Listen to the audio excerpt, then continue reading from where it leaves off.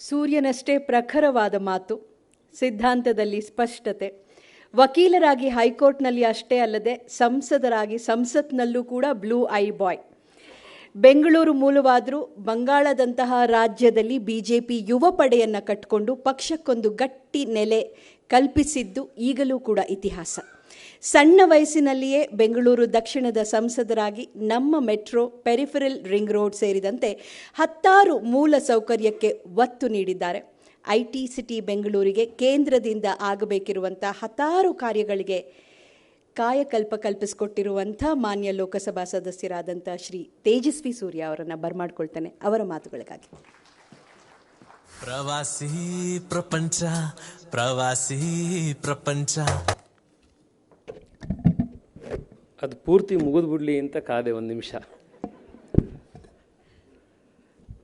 ಬಹಳ ಸಂತೋಷ ಕೊಟ್ಟಿರುವಂಥ ಕಾರ್ಯಕ್ರಮ ಸರ್ ಇದು. ವೇದಿಕೆ ಮೇಲೆ ಪೂಜ್ಯ ಖಾವಂದ್ರಿದ್ದಾರೆ. ನಾನು ಇಂಗ್ಲೀಷ್ ಮೀಡಿಯಂನಲ್ಲಿ ಓದಿದ್ದು. ನಮ್ಮ ತಂದೆ ಆದರೆ ಕನ್ನಡದಲ್ಲಿ PhD ಮಾಡಿರುವಂಥದ್ದು, ಕನ್ನಡ ಸಾಹಿತ್ಯದ ಬಗ್ಗೆ. ರಾಘವಾಂಕ ಒಂದು ಅಧ್ಯಯನ ಅಂತ ಅವರ ಕನ್ನಡ ಥೀಸೀಸು. ಇಲ್ಲಿ ಮನುಬಳಿಗಾರ್ ಸಾಹೇಬರೆಲ್ಲ ಇದ್ದಾರೆ, ನಮ್ಮ ತಂದೆಗೆ ಆತ್ಮೀಯರು. ಒಂದು ದಿವಸ ನಮ್ಮ ತಂದೆಯವರು ನನಗೆ ಹೇಳಿದ್ರು, ಅಲ್ಲಪ್ಪ, ನನ್ನ ಮಗ ಆಗಿ ನೀನು ಒಂದೇ ಒಂದು ಕನ್ನಡ ಪುಸ್ತಕ ಓದಿಲ್ಲ ಅಂತಂದರೆ ಭಾಳ ಅನ್ಯಾಯ, ಇದು ಕನ್ನಡ ಪುಸ್ತಕ ಓದು ಅಂತ. ನನಗೆ ಅವರು ಫಸ್ಟ್ ಪುಸ್ತಕ ಕೊಟ್ಟಿದ್ದೇನೆ SL ಭೈರಪ್ಪನವ್ರದ್ದು ಪುಸ್ತಕ. ಇವತ್ತು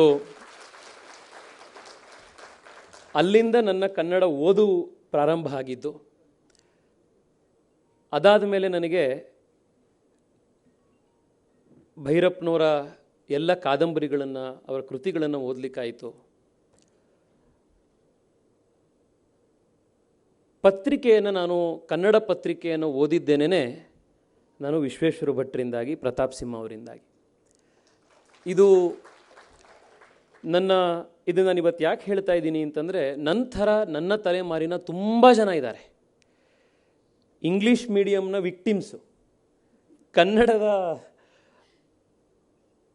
ಬ್ಯೂಟಿ ಬಹುಶಃ ನಮ್ಮ ತಂದೆ ನನಗೆ ಆ ಒಂದು ತಾಕೀತು ಮಾಡಿ ಬಲವಂತ ಮಾಡಿದಿದ್ರೆ ಬಹುಶಃ ನಾನು ಅದನ್ನು ಸಾಹಸ ಮಾಡ್ತಾನೆ ಇರಲಿಲ್ವ. I would have lost on this beauty. ಆದರೆ ಆ ಪತ್ರಿಕೆಯನ್ನು ಓದಿಸ್ಕೊಂಡು ಹೋಗಿದ್ದು, ಆ ಒಂದು ನನ್ನಂಥ ಎಷ್ಟೋ ಜನಕ್ಕೆ ಫಸ್ಟ್ ಟೈಮ್ ರೀಡರ್ಸನ್ನು ತಯಾರು ಮಾಡಿದ್ದು ವಿಶ್ವೇಶ್ವರ ಭಟ್ರು. ಭಾಳಷ್ಟು ಜನ ಇಲ್ಲಿ ನಮ್ಮನ್ನು ಬರವಣಿಗೆಕಾರರನ್ನಾಗಿ ಮಾಡಿದ್ರು ವಿಶ್ವೇಶ್ವರ ಭಟ್ರು ಅಂತ ಹೇಳಿದವರಿದ್ರು, ನಮ್ಮನ್ನು ರೈಟರ್ಸ್ ಆಗಿ ಮಾಡಿದ್ರು ಅಂತ. ರೈಟರ್ಸ್ ಆಗಿ ಮಾಡೋದ್ರ ಜೊತೆಗೆ ನನ್ನಂಥ ಎಷ್ಟೋ ಸಾವಿರಾರು ಜನನ ಫಸ್ಟ್ ಟೈಮ್ ರೀಡರ್ಸ್ ಆಗಿ ಮಾಡಿದ್ದು ಕೂಡ ವಿಶ್ವೇಶ್ವರ ಭಟ್ರ ಖ್ಯಾತಿ. ನನಗೆ ಇಲ್ಲಿ ಶೋಭಾ ಮೇಡಮ್ ಅವರು, ರೂಪಾ ಗುರುರಾಜ್ ಅವರು, ಕಿರಣ್ ಅವರು, ಬಹಳಷ್ಟು ಜನ ಇಲ್ಲಿ ಮಾತನಾಡಿದವರು ನೇರವಾಗಿ ವಿಶ್ವೇಶ್ವರ ಭಟ್ರ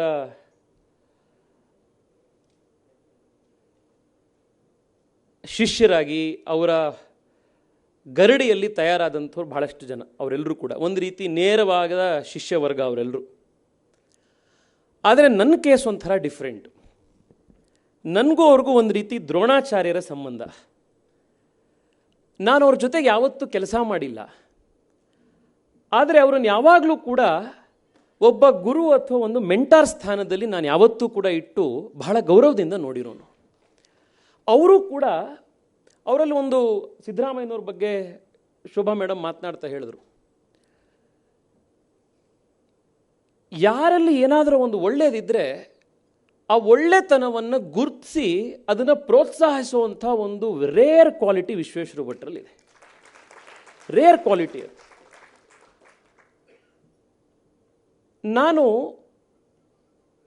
ಫಸ್ಟ್ ಇಯರ್ ಸೆಕೆಂಡ್ ಇಯರ್ ಲಾಲ್ ಇದ್ದಿತ್ತು. ಆವಾಗ ನನಗಿನ್ನೂ ನೆನಪಿದೆ, ನಾನು ಜಸ್ಟ್ ಟಿ ವಿ ಚಾನೆಲ್ಗಳಲ್ಲಿ ಯಾವುದೋ 1-2 ಟಿ ವಿ ಚಾನಲಲ್ಲಿ ಯಾರೋ ಒಂದು ಡಿಸ್ಕಷನ್ನಿಗೆ ಕರೆದಿದ್ರು. ಅವಾಗ ನಾನು BJPಲಿ ಇರಲಿಲ್ಲ, ಅವಾಗ ನಾನು ಇನ್ನೂ ವಿದ್ಯಾರ್ಥಿ ಪರಿಷತ್ನಲ್ಲೂ ಏನಿರಲಿಲ್ಲ. ಸೊ ನನಗೇನು ಟೈಟಲ್ ಏನಿರಲಿಲ್ಲ. ಆದರೆ ಒಂದು ಡಿಬೇಟ್ನಲ್ಲಿ ವಿಶ್ವೇಶ್ವರ ಭಟ್ರು, ನನಗಿನ್ನೂ ನೆನಪಿದೆ, ಸುವರ್ಣ ನ್ಯೂಸು ಚಾನಲ್ಲು, ಇನ್ಫೆಂಟ್ರಿ ರೋಡಲ್ಲಿ ಬಿಲ್ಡಿಂಗ್ ಇತ್ತು. ನನ್ನನ್ನು ಯಾವುದೋ ಒಂದು ಡಿಬೇಟಲ್ಲಿ ನಾನು ಬಂದಿದ್ದೆ. ನಾನು ಡಿಬೇಟ್ ಮುಗಿಸಿ ಹೊರಗಡೆ ಹೋಗಬೇಕಾದ್ರೆ ಭಟ್ರು ಬಂದು ಮಾತಾಡ್ಸಿದ್ರು. ಭಾಳ ಚೆನ್ನಾಗಿ ಮಾತಾಡಿದ್ರಿ ನೀವು, ಹೆಚ್ಚು ಬರಬೇಕು ನೀವು ಟಿ ವಿಗೆ, ಡಿಬೇಟ್ಗಳಲ್ಲಿ ಬಂದು ಮಾತಾಡಿ ಅಂದರು. ನಾನು ಆವಾಗ ಭಾಳ ಫ್ರ್ಯಾಂಕ್ ಆಗಿ ಅವ್ರ ಹತ್ರ ಹೇಳಿದೆ, ಸರ್ ಆದರೆ ನಾನೇನು ಯಾವುದೇ ಆಫೀಸ್ ಬೇರೆರಲ್ಲ ಸರ್, ಯಾವುದೇ ಸಂಸ್ಥೆಯಲ್ಲಿಲ್ಲ, ತಲೆ ಕೆಡಿಸ್ಕೊಬಿಟ್ರೆ ನೀವು ಬರ್ರಿ ಅಂದರು. ಆಮೇಲೆ ಯಾವುದೋ ಬೇರೆ ಚರ್ಚೆ ಬರ್ತಾಯಿತ್ತು. ಅವ್ರ ಆಫೀಸಿಂದ ಫೋನ್ ಮಾಡಿಸೋರು, ಜನರಲಾಗಿ ಯಾವುದೋ ಸಬ್ಜೆಕ್ಟು. ನಾನು ಟಿ ವಿಗೆ ಹೋಗಿ ನೋಡಿದ್ರೆ ಅಲ್ಲಿ ಕೆಳಗಡೆ ಟಿಕ್ಕರಲ್ಲಿ ಬರೀತಿತ್ತು ಸಾಮಾಜಿಕ ಚಿಂತಕ ಅಂತ ಒಂದು ಸತಿ, ಇನ್ನೊಂದರಲ್ಲಿ ಯಾವುದೋ ಯುವ ನಾಯಕ, ಇನ್ನೊಂದರಲ್ಲಿ ವಿದ್ಯಾರ್ಥಿ ನಾಯಕ. ಹೀಗೆ ರ್ಯಾಂಡಮ್ ಟೈಟಲ್ಗಳನ್ನು ಕೊಟ್ಟರು. ಆದರೆ ನಾನು ಸ್ಪೇಸ್ ಕಲ್ಪಿಸಿದ್ರು. ಇವ್ರು 4 ಸತಿ ಟಿ ವಿಲಿ ಕರೆಸಿದ್ರು ಅಂತ ಹೇಳಿ ಅದನ್ನು ನೋಡಿ ಇನ್ನೊಂದು 4 ಟಿ ವಿಯವ್ರು ಕರೆಸಿದ್ರು.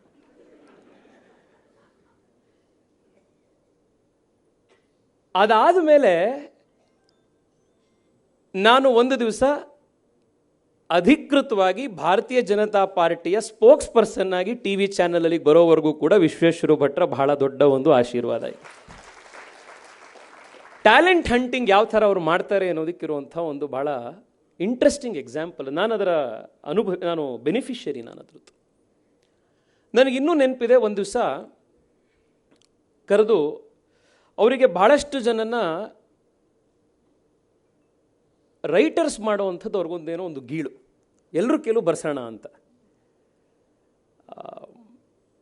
ಬೀತೋವನ್ ಒಂದು ಕಡೆ ಹೇಳಿದ್ದಂತೆ, everyone is a singer ಅಂತ.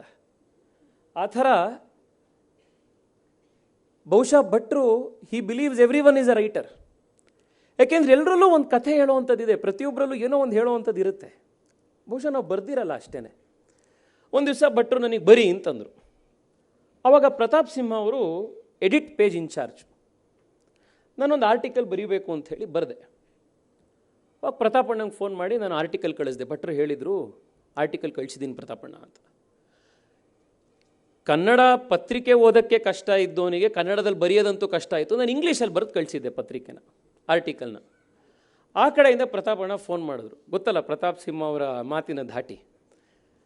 ನೀನೇನು ಸ್ವಪನ್ ದಾಸ್ ಗುಪ್ತಾನೇನೋ ಮರಯ, ಇಂಗ್ಲೀಷಲ್ಲಿ ಬರೆದು ಆರ್ಟಿಕಲ್ ಕಳಿಸಿದ್ರೆ ನಾನು ಟ್ರಾನ್ಸ್ಲೇಟ್ ಮಾಡ್ಕೊಂಡು ಕನ್ನಡದಲ್ಲಿ ಬರ್ಕೊಳ್ಳೋಕ್ಕೆ, ಆದರೆ ಕನ್ನಡದಲ್ಲಿ ಬರೆದು ಕಳಿಸು, ಕನ್ನಡ ಪೇಪರಿಗೆ ಬರೀತಾ ಇರೋದು ನೀನು ಅಂದರು. ಅದಾದ ಮೇಲೆ ಕೂತ್ಕೊಂಡು ಒಂದು ಡಿಕ್ಷನರಿ, ಇನ್ನೊಂದು ನಮ್ಮಪ್ಪನ ಕೂರಿಸ್ಕೊಂಡು ಅದೇ ಆರ್ಟಿಕಲನ್ನು ಇಂಗ್ಲೀಷಿಂದ ಕನ್ನಡಕ್ಕೆ ಬರೆದು ನಾನು ಮತ್ತೆ ಅದನ್ನು ಕನ್ನಡಪ್ರಭಕ್ಕೆ ಕಳಿಸಿದೆ. ನನ್ನ ಮೊದಲ ಅಂಕಣ ಪತ್ರಿಕೆ ಕನ್ನಡದಲ್ಲಿ ಪ್ರಿಂಟ್ ಆಗಿದ್ದು ಕೂಡ ವಿಶ್ವೇಶ್ವರ ಭಟ್ರು ಪ್ರತಾಪ್ ಸಿಂಹ ಅವರ ಕಾರಣದಿಂದ. ಈ ಥರದ್ದು ನಾನು ಎಷ್ಟೊಂದು ನೆನಪಿಸ್ಕೊಳ್ಬೋದು. ಬಟ್ ಇವತ್ತು ಅವರಲ್ಲಿರುವಂಥ ಒಂದೆರಡು ಗುಣನ ಮಾತ್ರ ನಾಪಿಸಿದೆ ಅಷ್ಟೇ, ಯಾವ ರೀತಿ he is a talent hunter ಅಂತ. ಆ ಸಂದರ್ಭದಲ್ಲೇ ಒಂದು ದಿವಸ ನಾನು ಅವ್ರ ಚೇಂಬರ್ಗೆ ಹೋಗಿದ್ದೆ. ನಾನು ಬಹುಶಃ ಫಸ್ಟ್ ಇಯರ್ ಅವ್ರ ಸೆಕೆಂಡ್ ಇಯರ್ ಲಾಲ್ ಇದ್ದೋನು. ಬಟ್ ಆ ಪಿಕ್ಚರ್ ನನ್ನ ಮನಸ್ಸಲ್ಲಿ ಎಷ್ಟು ಇಂಡೆಲಿಬಲ್ ಇಂಪ್ರೆಷನ್ ಉಂಟು ಮಾಡಿದೆ ಅದು. ಭಟ್ರು ಬರೀತಾ ಕೂತಿದ್ರು. ನೀಟಾಗಿದ್ದಂಥ ಚೇಂಬರು, ಟೇಬಲ್ ಬಹಳ ನೀಟಿತ್ತು. ಆಮೇಲೆ ಅವ್ರು ಯಾವಾಗಲೂ ಕೂಡ ವೆಲ್ ಡ್ರೆಸ್ಡು. ನೀವು ಒಂದೇ ಒಂದು ದಿನ ಕೂಡ ವಿಶ್ವೇಶ್ವರ ಭಟ್ರು ಸರಿಗೆ ಬಟ್ಟೆ ಹಾಕಿಲ್ಲ ಅಂತಿಲ್ಲ.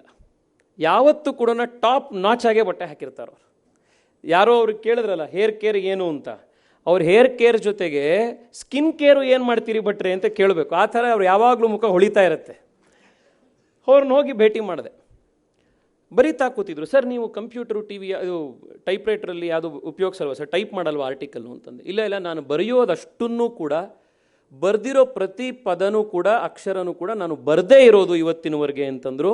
ಅವರು ಇಷ್ಟು ಸಾವಿರಾರು ಪುಟಗಳನ್ನು ಬರೆದಿದ್ದಾರೆ, 100ಕ್ಕೂ ಹೆಚ್ಚು ಪುಸ್ತಕ ಬರೆದಿದ್ದಾರೆ. ಆ ಸಾಹಿತ್ಯ ಕೃಷಿ ಒಳಗಿಂದ ಬರಬೇಕು ಅಂತಂದರೆ ಆ ಕಾನ್ಸ್ಟೆಂಟ್ ಇನ್ಸ್ಪಿರೇಷನ್ ಯಾವ ಥರ ಇರ್ಬೋದು ಅಂತ ನೀವು ಇಮ್ಯಾಜಿನ್ ಮಾಡಿ.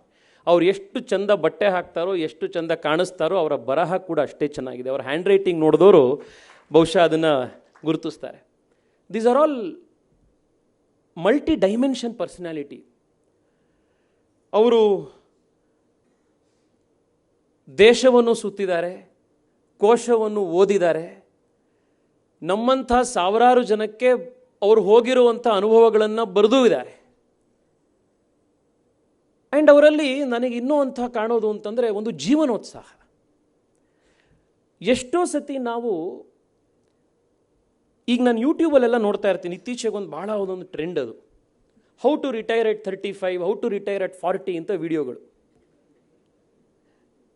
ಇನ್ನೂ ಸರಿಯಾಗಿ ಜೀವನನೇ ಪ್ರಾರಂಭ ಆಗಿರಲ್ಲ, 35 ವರ್ಷಕ್ಕೆ 40 ವರ್ಷಕ್ಕೆ ರಿಟೈರ್ಮೆಂಟ್ ಪ್ಲ್ಯಾನ್ಗಳು.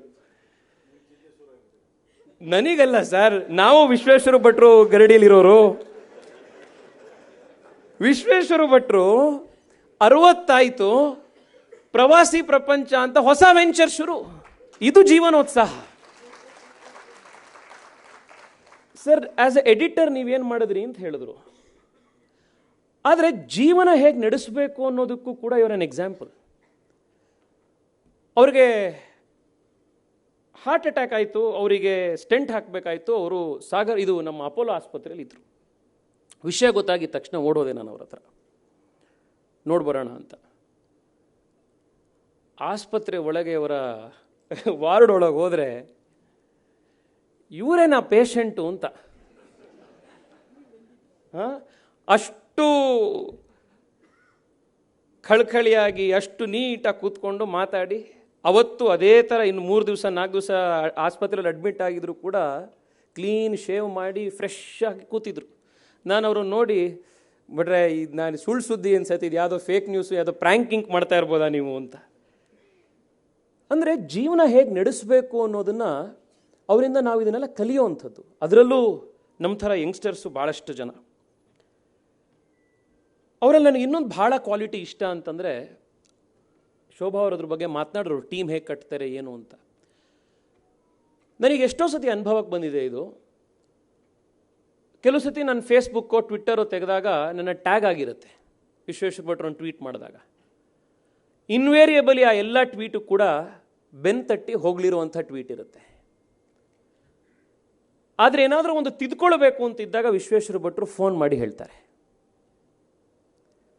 ಇದೊಂದು ದೊಡ್ಡ ಜನರ ಗುಣ. ಅದು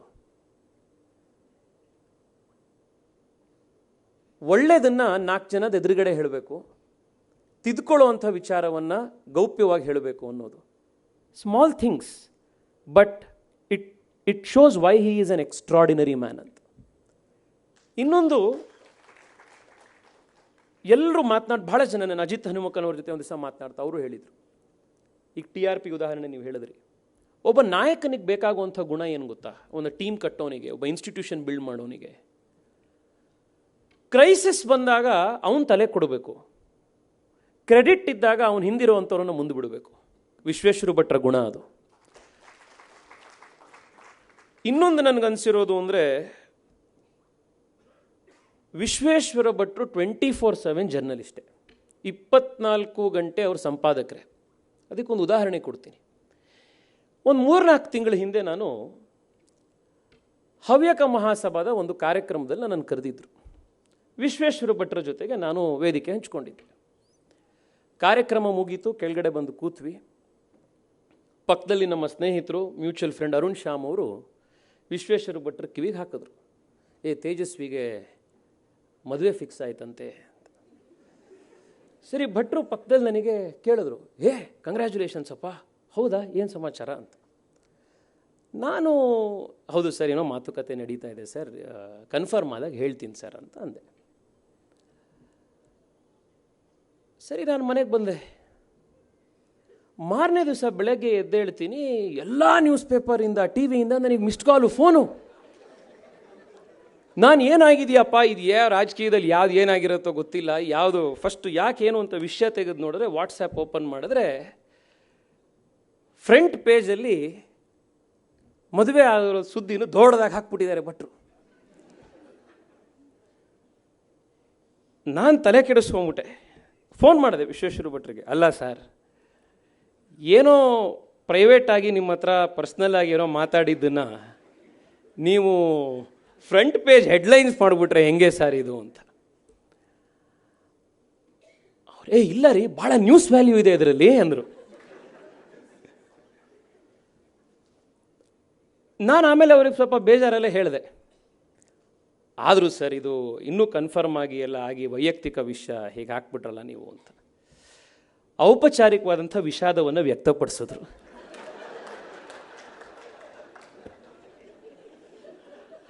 ಅದಾದ 1 ಗಂಟೆ ಒಳಗಡೆ ವಿಶ್ವವಾಣಿ ಡಿಜಿಟಲ್ ಚಾನೆಲ್ನಲ್ಲಿ ವಿಶೇಷ ಇನ್ನೊಂದು ನ್ಯೂಸನ್ನು ಹಾಕ್ಸಿದ್ರು. ಅವತ್ತು ಕಲಿತೆ, ವಿಶ್ವೇಶ್ವರ ಭಟ್ರ ಹತ್ರ nothing is of the record.